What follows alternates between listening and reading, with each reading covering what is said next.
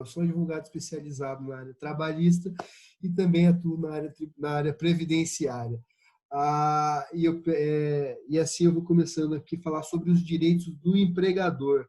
Como sempre, eu gosto de começar as minhas apresentações falando um pouco sobre a base legal, porque não adianta eu vir aqui falar um monte de coisa sobre direito e sem ter uma origem daquilo que eu estou falando.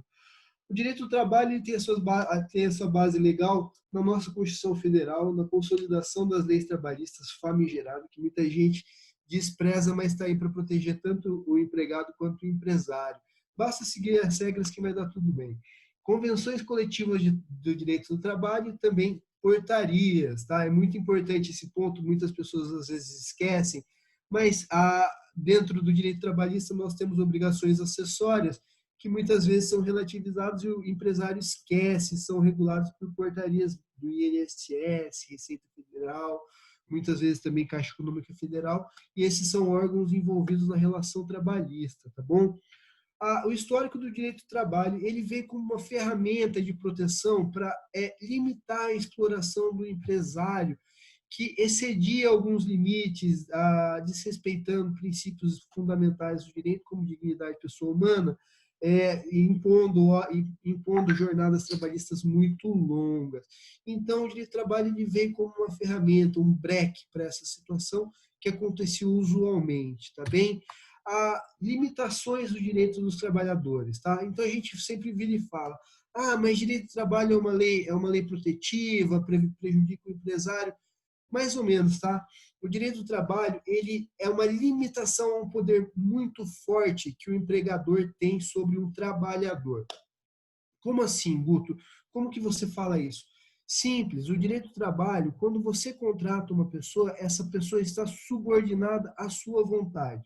Muito bem? Então, basta você dar uma ordem para essa pessoa, que essa pessoa ele vai ter que realizar uma ação.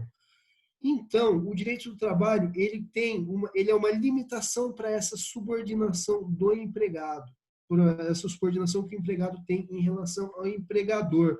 Então, muitas vezes a gente vira e fala, mas como que eu faço? Simples. Basicamente, você tem ferramentas para evitar que esse empresário, para evitar que esse empregado seja insubordinado. E assim você vai advertindo esse empregado, seguindo toda essa ordem aqui, a advertência, suspensão não remunerada, você vai conseguir atingir a justa causa e assim você vai colocar um limite muito claro nessa relação e evitando que o empregado pratique excessos. Quais são os reflexos da justa causa? Então, eu já falei um pouco aqui sobre a subordinação. O empregado que acaba sendo insubordinado, ele pode ser demitido por justa causa, tá certo? A justa causa ela é uma modalidade de rescisão do contrato de trabalho na qual o empregado ele recebe todo o ônus daquela rescisão do contrato. A gente tem três modalidades de término do vínculo trabalhista. A primeira delas é o pedido de demissão, a segunda é a demissão sem justa causa e a terceira é a demissão por justa causa. Desses três, o mais oneroso, com certeza, para o empregado é a demissão por justa causa, na qual o empregado ele vai deixar de receber verbas trabalhistas às quais ele teria direito naquele momento de rescisão. Tá bem? E quais são os principais riscos de uma demissão por justa causa?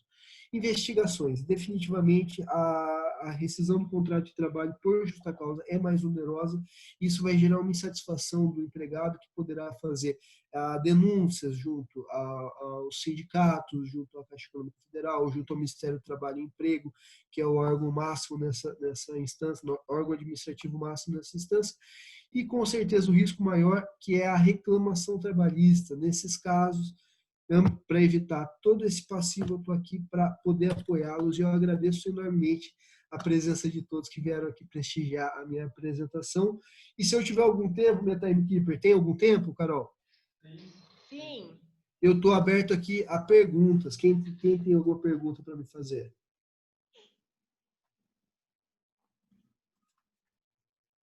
Eu tenho, Guto.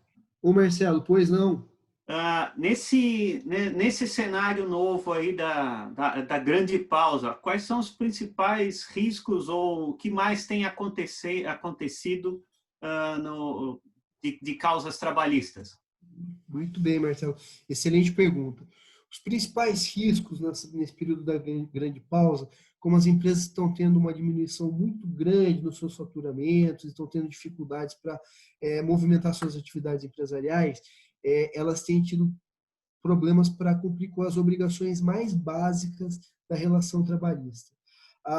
Algumas ferramentas foram criadas para evitar esse passivo todo, né? O governo federal ele emitiu algumas portarias, tanto a 928 quanto a 936, que autorizava a suspensão do contrato de trabalho, mas o maior risco hoje em dia tem sido, com certeza, a rescisão indireta do contrato de trabalho.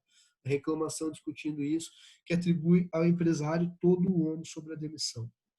E tem tempo para mais uma pergunta rapidinha. Nós temos aqui o José Mauro na fila. Pois não, José Mauro? Opa, Guto, eu queria saber sobre a nova lei da terceirização e a questão do vínculo com o trabalho, né, enquadrado na atividade. Às vezes as pessoas contratam MEI e a gente tem alguns riscos, né, a gente corre quando a gente faz isso. Eu queria saber de você se ainda mantém as mesmas configurações de vínculo com as características.